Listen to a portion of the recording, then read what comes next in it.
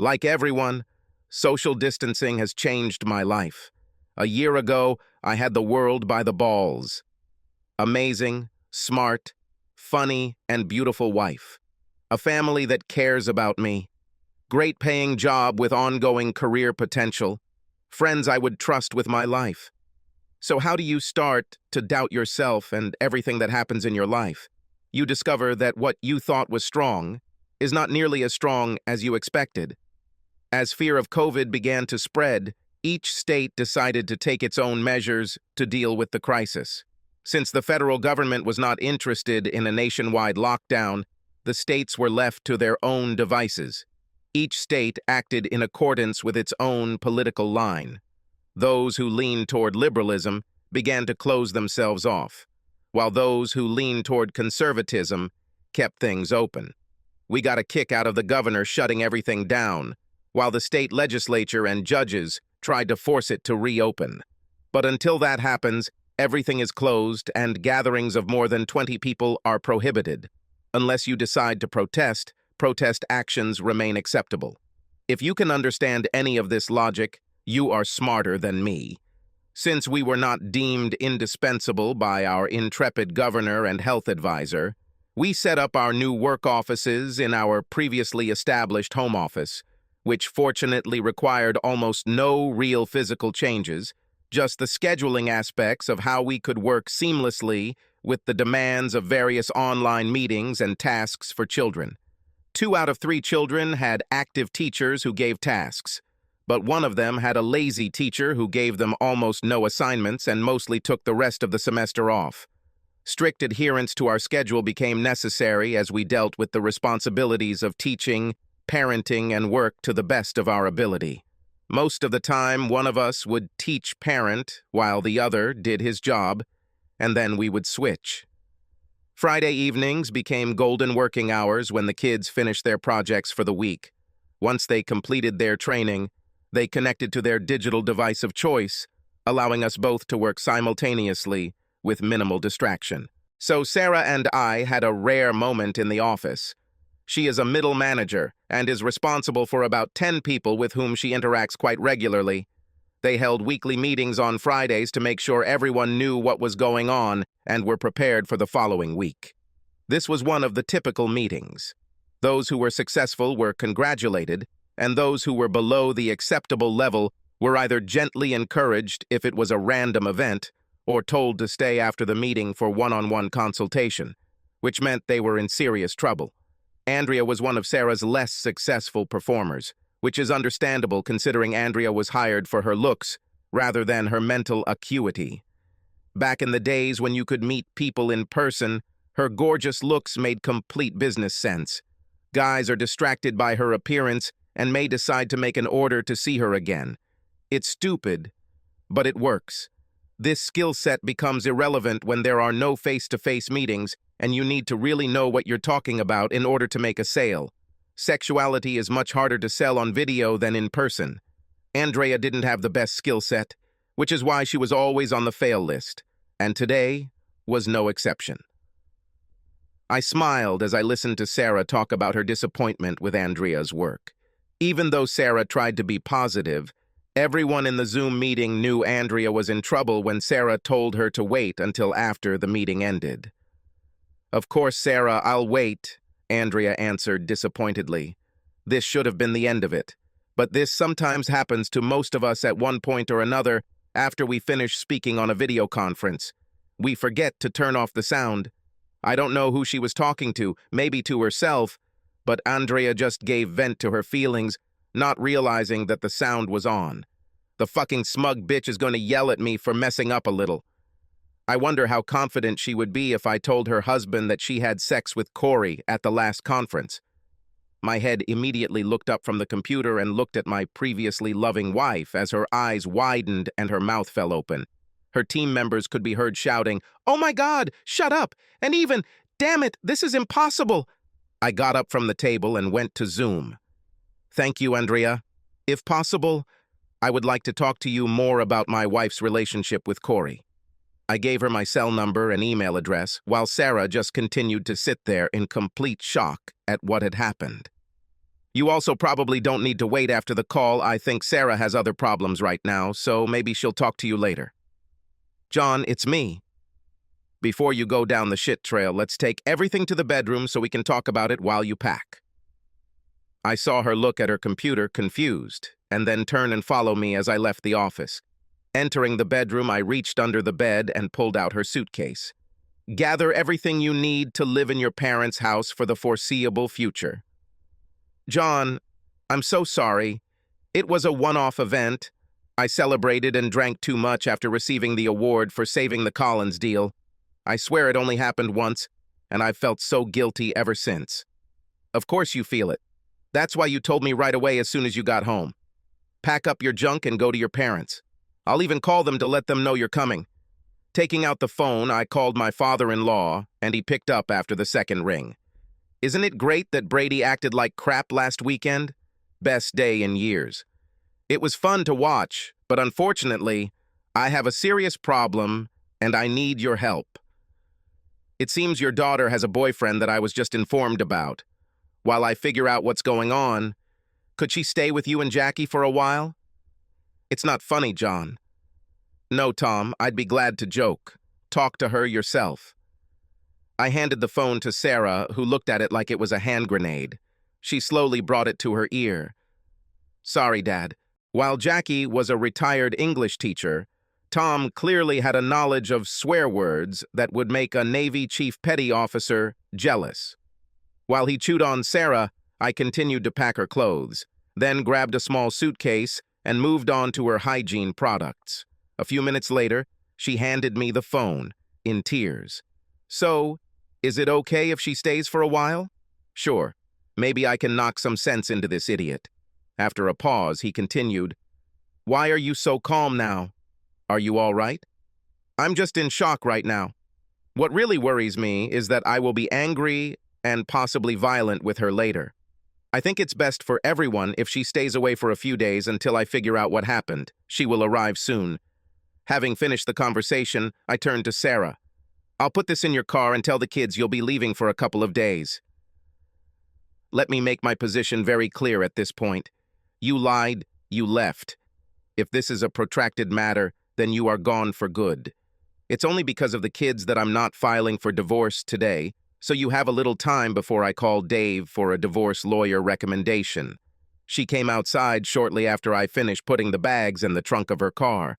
The pain and guilt on her face clearly showed how remorseful she was. But alas, we were no longer the happy couple we were 30 minutes ago. Crap. I felt like my life was a complete sham, and it happened faster than I could order a pizza. I realized that I was in shock, and that from the moment Andrea opened her mouth, I had been on autopilot. I quickly texted my buddies Bill and Ted, letting them know I couldn't make it that evening. Answer came fast. She holds you under heel. I grabbed the beer and blurted out, I wish I could. This was so. A second later, I realized what I had written and had a good idea of what would happen next. I called my neighbors and asked if the children could spend the night with them.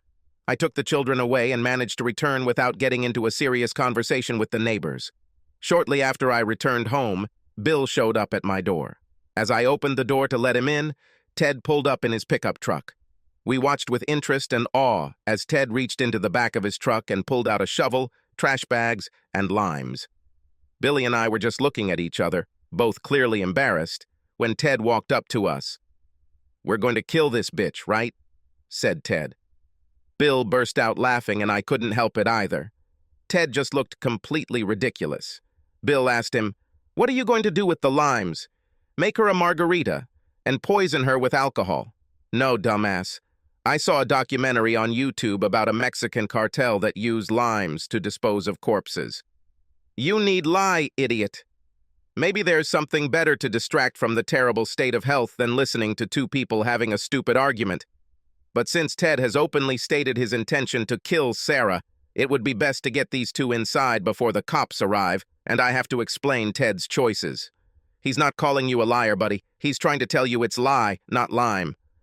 Lie decomposes the body, as you said. Indeed? I'm afraid so. Let's go into the house and I'll tell you what happened. While Ted made a lime margarita in the blender, I recounted the story of how I found out and what I did. Ted stopped the blender for a second to speak. So this other chick just opened her mouth and you heard it all. Man, this really sucks. Does the chatty chick have big tits or something? Maybe you can talk to her and then take the opportunity to get revenge? I saw her last year at the Christmas party and she's pretty hot. But I don't want to stoop to Sarah's level just yet. Bill took the margarita and made an appreciative noise after taking a sip. You should talk to the chick with the big tits and see what she knows about Sarah cheating. You need to know what you're up against before you go down the warpath, and you're more likely to hear it from Sarah's enemies than from her friends. If this was a one-time thing, then this is a difficult choice, but if this is an ongoing affair, then everything is clear. Drive away. Taking a sip of my margarita, I shook my head, appreciating how well the limes had transformed from potential criminal to delicious drink. Okay, then I'll start by figuring it out. Right. And if this happens several times, you can also have fun with someone in revenge. I just laughed. Yes, a good plan. Waking up the next morning with a headache, I took a few aspirin and started searching for information. Finding Andrea's phone number in Sarah's home office was easy, so I called her and asked her to meet me to talk. After apologizing, she agreed to meet me for a cup of coffee. The meeting with Andrea was informative and gave me what I was hoping to hear. Sarah was excited and didn't pay attention to what she was drinking and drank too much. Andrea saw Sarah crying when she left Corey's room the next morning. Andrea really stood up for Sarah, which surprised me a little. She told me how much Sarah loved me. Andrea was embarrassed and regretted that she accidentally told me during a Zoom meeting. I appreciate you telling me. I prefer the ugly truth to the beautiful lies. I paid for lunch and went home. Having picked up the children and warmly thanked the neighbors, we went home. While entertaining the children, I tried to think about what I wanted. I was upset and angry about what she did. But before that, she was an amazing wife and mother. As if to confirm her good qualities, Sarah called during lunch. I know you hate me, but I just wanted to call and make sure you and the kids are okay. So, not only am I a terrible husband, but also an incompetent father?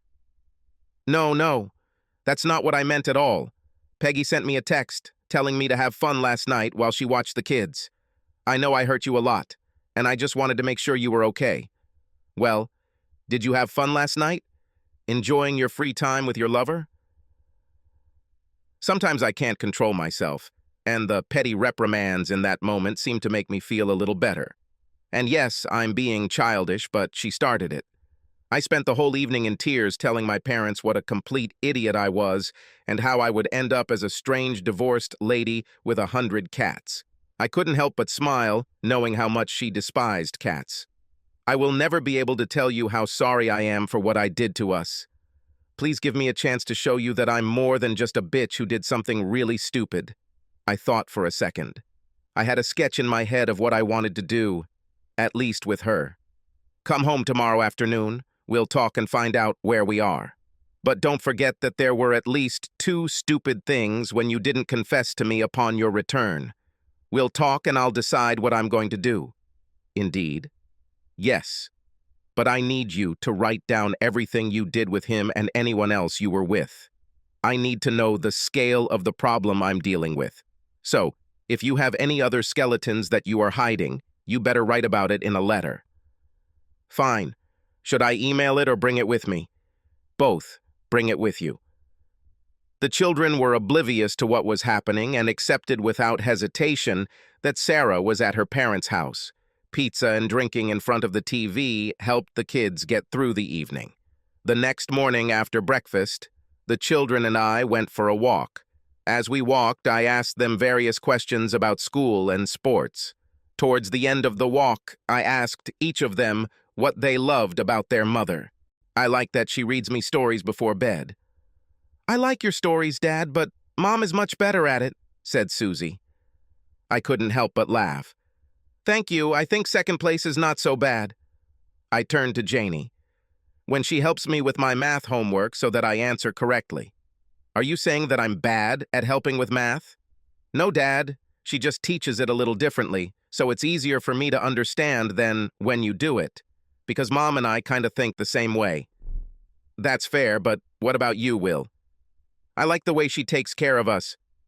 Not just the cleaning you both do, but the little things she does. The way she makes sure we know she loves us even when we do something wrong. Like when someone decided to use her makeup as war paint. Yes, she was upset, but I still knew that she loved me. Lost in my own thoughts for a moment, I simply replied, "Yes, that's true." When we returned home, Sarah was already there. The children hugged her and disappeared. Sarah had always been the most beautiful woman I had ever seen, but now she looked terrible. I walked over, hugged her, and hugged her tightly. Yes, I was angry with her. Yes, it's all her own fault. The point was not to forgive her mistake, but to allow her to feel a little comfortable in an uncomfortable situation. I let her go and stepped back.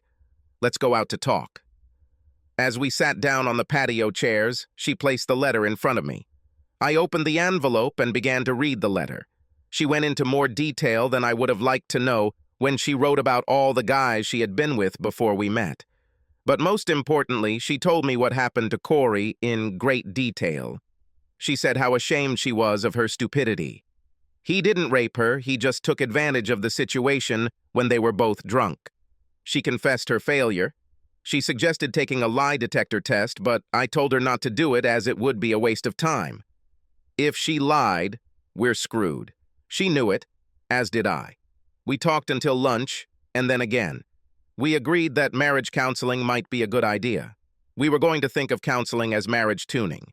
We had an accident that destroyed our marriage, but we had to make sure nothing like that happened again. Preventative maintenance can sometimes save you from accidents. Luckily, with social distance, Sarah won't have to meet her colleagues face-to-face, so she'll be less embarrassed than if she had to go to work. On Monday, she called her boss and told him what happened between her and Corey and how it all came out in the Zoom meeting. Corey wasn't her boss, so there was nothing against the company's internal relations policy. We both went about our business, juggling between work and raising our kids, until the day was over and we could finally pass out from exhaustion. The next morning, I woke up with my shorts slightly pulled down and the sensation of Sarah giving me pleasure. Letting go of my hands, I cupped her face as we made love. It wasn't angry, hateful sex. It was just two people appreciating what they had. We've done this hundreds of times before, but because of the stress we were under, it was different. We knew we were in this together and realized how close we were to the edge and how far we still had to go. A week later, Corey was out for a run in the woods when one of the runners accidentally bumped into him. Corey fell down a hill into a thorny bush, and his skin was scratched all over. When he returned to the top, several people passing by stopped to help.